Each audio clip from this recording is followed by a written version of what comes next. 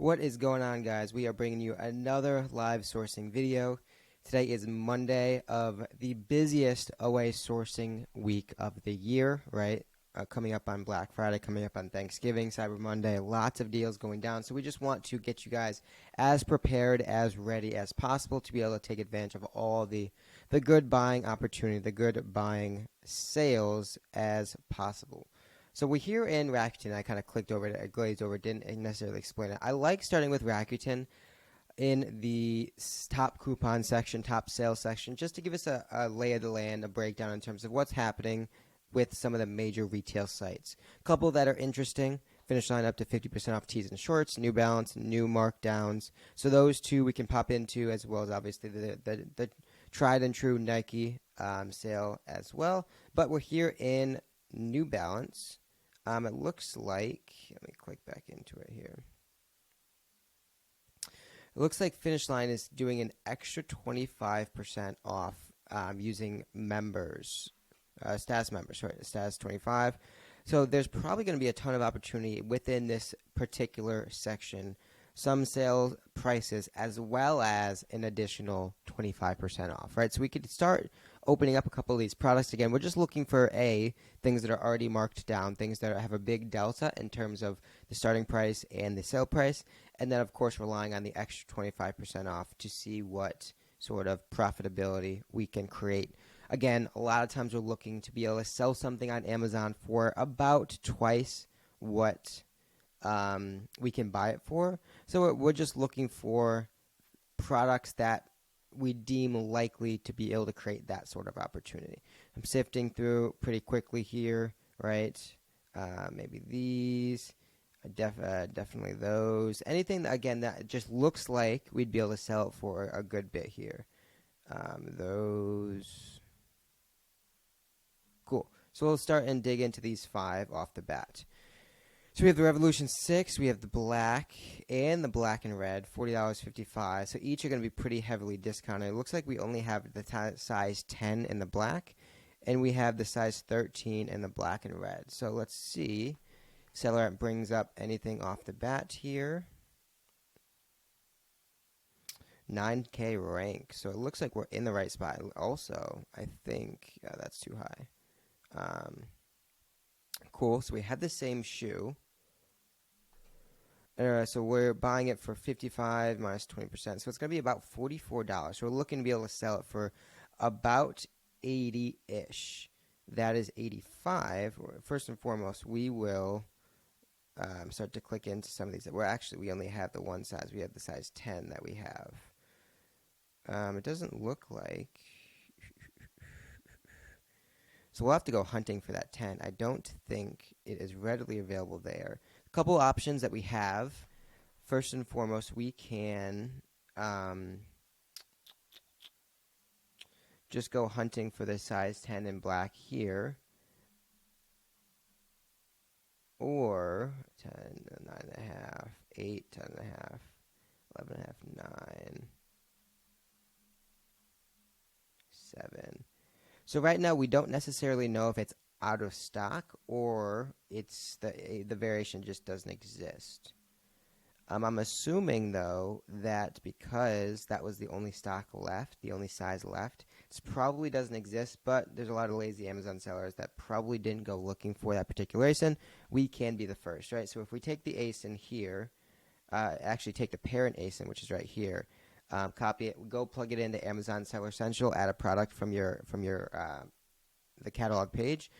When you plug in the parent ASIN into that add a product page on Seller Central, it'll give you a breakdown of every single variation that exists in the Amazon catalog. So if the Amazon if the Amazon ASIN did exist, it would be, and it would show up under all the variations within that parent ASIN. But again, slightly skeptical just because this was the only size available. And it looks like just like this was pretty picked through heavily. A couple things though, right? If we had pinpointed a couple interesting sizes that maybe we wanted to be alerted to when they did come back in stock, what we could do is we can highlight this entire portion or probably just the size. Obviously it's blurred out now, right? But we can use something like visual ping, right? Essentially a site that alerts us when something changes on a website. So in this case, the changing would be that the size comes back in stock. So if we can pinpoint some identifier on this page that may change when a size goes in or out of stock, we can use that on Visual Ping to essentially get an email, a text, a notification when that change happens. So we'll move on to the black and red. Don't know if they have black and red anywhere here. Go back, we'll use just a picture.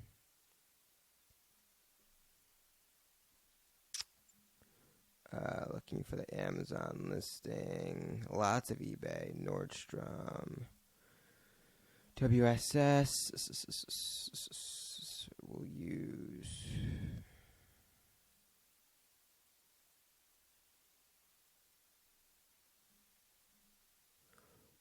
why choose.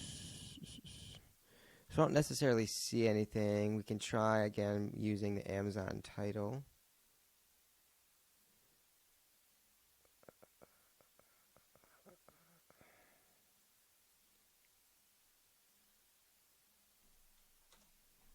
See if anything shows up here.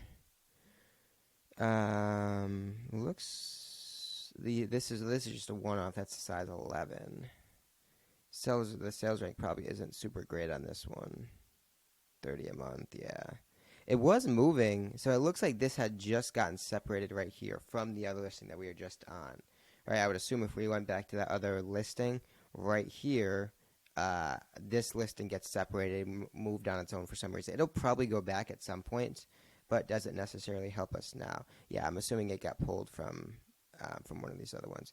But this looks like it's the Revolution 6s. It's just mistitled. Also don't have the right color.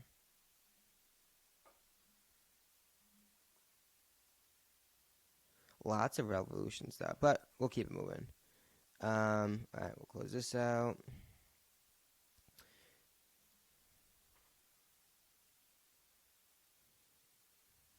$339. Nothing super interesting here. Let's try these guys. LeBron Witness 7 basketball shoes. I feel like a lot of the LeBrons don't necessarily move a whole ton on Amazon. Here we go. We might have just found us. So these are big kids. This is so we do have some smaller sizes. So let's see. Click down here. So the variation, the sales velocity isn't great. Oh, it's actually super not great. 101.5 million. All right, move on. These guys look interesting. I know they likely move probably pretty fast just because they're a basic short. 64K rank, $36. Our buy cost is going to be just like 18 or so. And it looks like we have the gray and the black.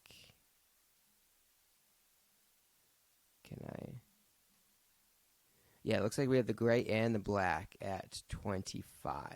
Really 18. So we're probably going to be pretty good with these. First thing I want to do is I want to pinpoint like some of the most expensive variations, and we kind of work our way down, right? So if we start top to bottom, the most expensive current markets to the lowest priced markets, we could use that sorting as well as sort of our relative variation, our relative velocity indicator here, right? Again, this is just essentially giving us a breakdown, an itemized breakdown of the reviews going to each particular size. What we can do is essentially associate the percentage of ratings that are going to each individual size, color variation to the percentage of sales that are going to each individual size, color variation, right? So we can essentially hypothesize that about 2%-ish sales going to of the piece of the pie going to this short, up to about 2 to 5% of sales that are going to this specific size, right? So what we're doing is we're really kind of correlating the amount of ratings that are going to each variation to the amount of sales, right? And so it's going to be a rough estimate. It's not going to be perfect, but it does give us some sort of an indication and to kind of qualify this size short as opposed to this one. right? As opposed to this one that's only gotten 3 ratings compared to this one that's got 100, right? So it's just another way to kind of add that extra layer of identification to potential shorts compared to others. As well as, of course, each individual keeper graph is going to move specific to this variation, right? So this keeper graph is going to look different than the size small to the medium to the large, so on and so forth.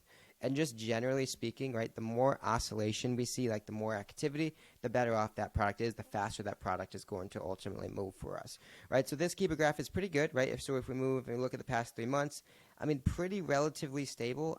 It's definitely have gone down $5, $10 recently. Offer count has risen a bit. We would need, I think, a $42 price point on these. So if we're buying them for 18, I think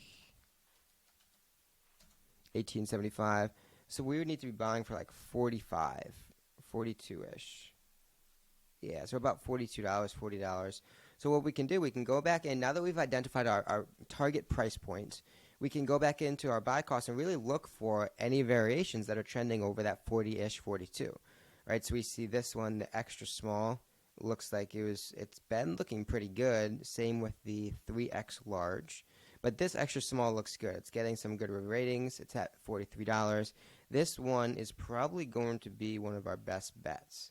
Right, so if we look at the past 3 months, market is at an all-time high right now. Offer count's very, very low. The price does seem to be pretty stable at 47. It dropped recently to that 43, but I'm not actually super concerned, right? So if we come down here, all FBM offers, right? So people are moving pretty quickly on this item.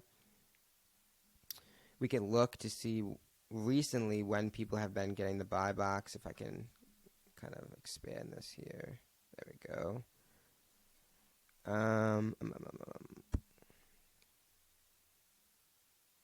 47, 45, 47, right? So looks really good. So if we price at $45,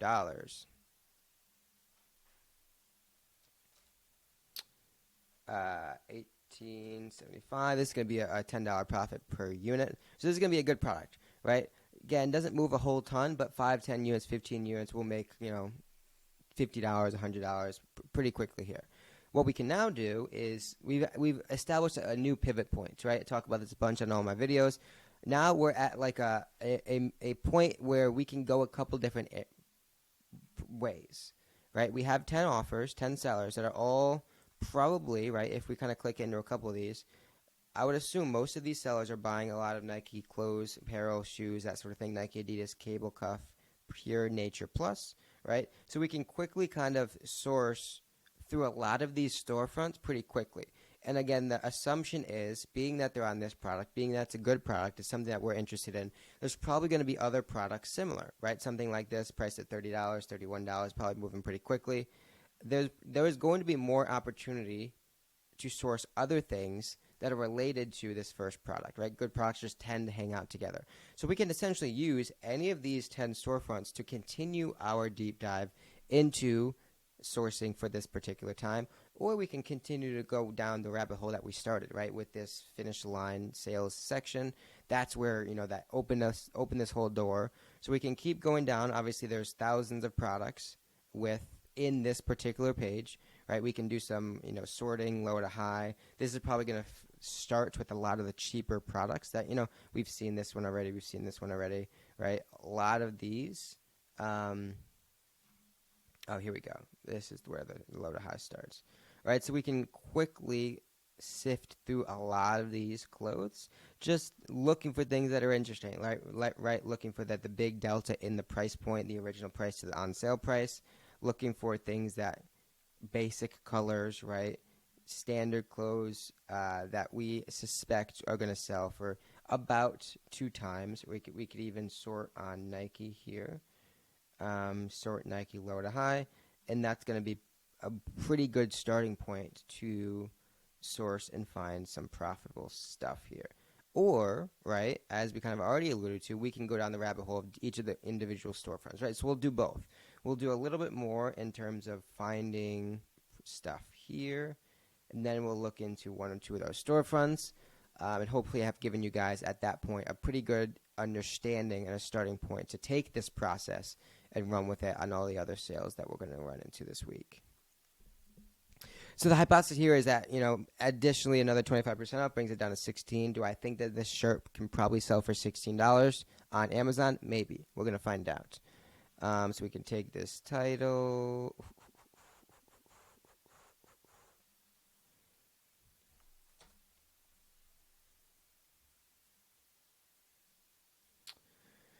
Don't necessarily see that same color. Again, we always want to use the Google search just to see if we can find it on Amazon. Nike, Finish Line, J Sports, Nike. Don't necessarily see it. This looks like it's this. No, it's not the same one. All right, so we'll close out of here.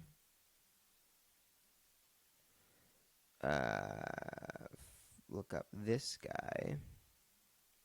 Price gonna be about 16. I get another.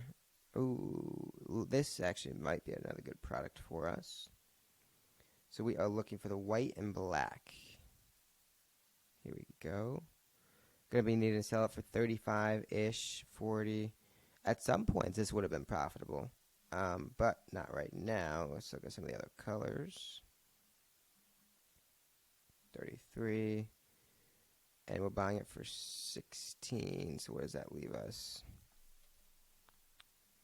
$3 profit. If we FBM, which we probably can, $5 shipping, that makes it $6 profit, 38% ROI. That's a good product for us.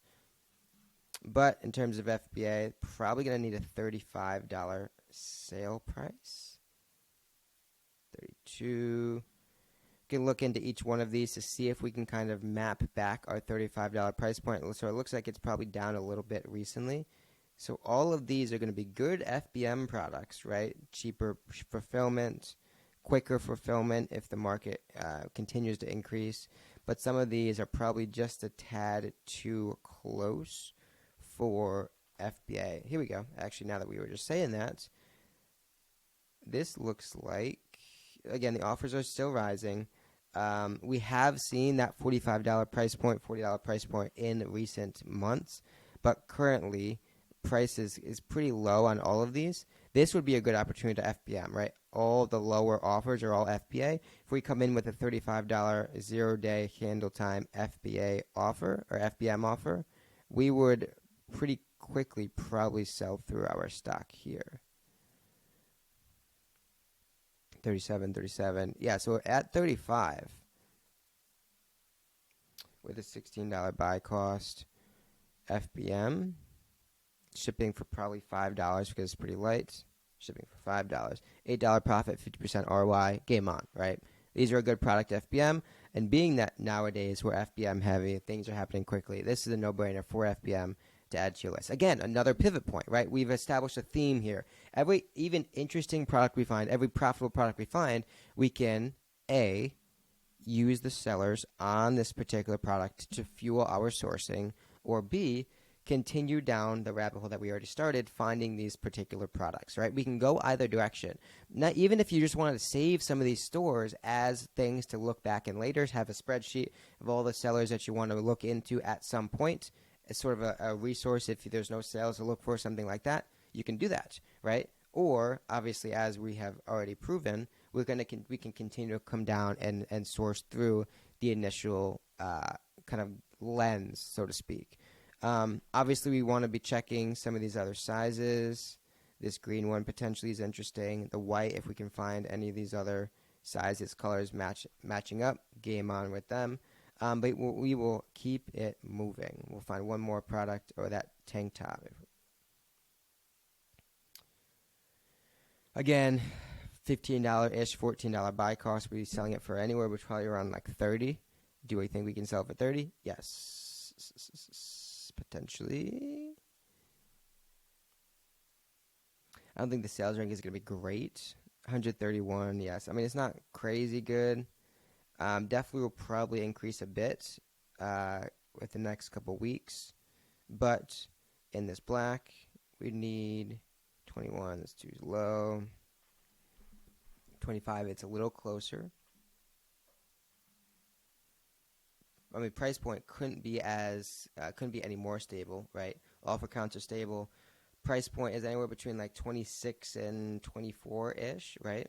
And being that our buy cost is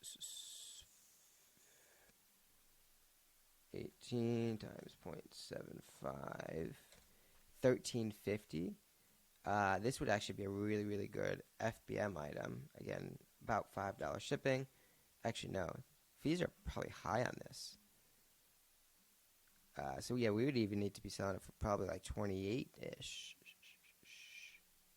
There we go. Again, super, super stable price point. Things are happening. Low offer count. Probably the ceiling is anywhere between like 32-ish, right? 31, something like that. But where it is right now, we're at 16. I keep forgetting the buy cost.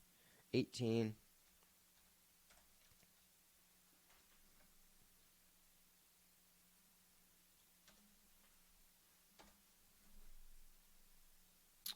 An FBM is going to be a good product for us. $4, $4.86, 36% ROI. It's a good product. Again, another pivot point. We have now 5, 10, 15 different stores that are probably pretty interesting, probably pretty smart to learn from. We can continue down our initial rabbit hole. Now, at this point, we've established 30, 35 different stores that all have something to provide resource-wise. All have products that we can source from in an efficient way, right? If I go through any of these stores in SellerAmp, I know exactly the products that they have, right? 700 Adidas, 347 Nike, New Balance, Maidenform, Bali, Under Armour. All brands we're familiar with, all pre-qualified. And the cool thing is, each and every product I establish, each and every product I find, I see the keeper graph right off the bat. So I can make some qualifying decisions pretty quickly here, right? If I can hit the Google, really pinpoint exactly the price point every single time. And it looks like, obviously, right here, this might be another interesting one. Price point's about, like, what is it? Right now it's at about 69. Probably a little low. Whoops, I just edged it. Whatever. Keep it moving.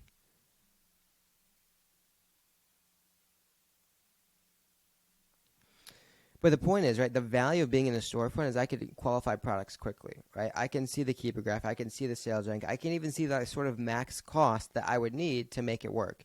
From there, it's just a matter of clicking into Google, doing a quick Google search to see if product is going to be even close, right? I know the price points right off the bat. I know $18, right? $18 from Kohl's. And I can do some quick math.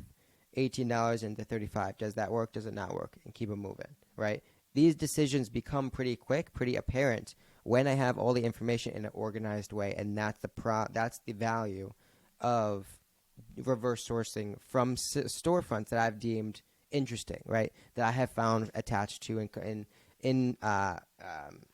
based off of an interesting product that I have already found.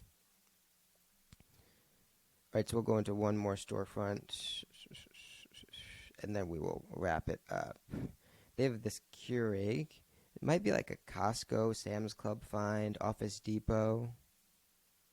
24K.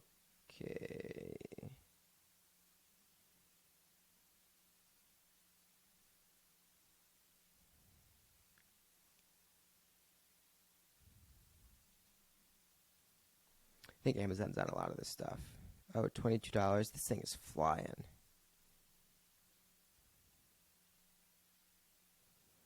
Yeah, 1,400 sales, no variations. We need to be buying this for cheap, though, which I don't think we actually can. Yeah, $13. 14. What's 44 divided by 4? I think it's like, yeah, I think it's about 13. This is probably about going to be some of the cheapest we will. So potentially 25% off.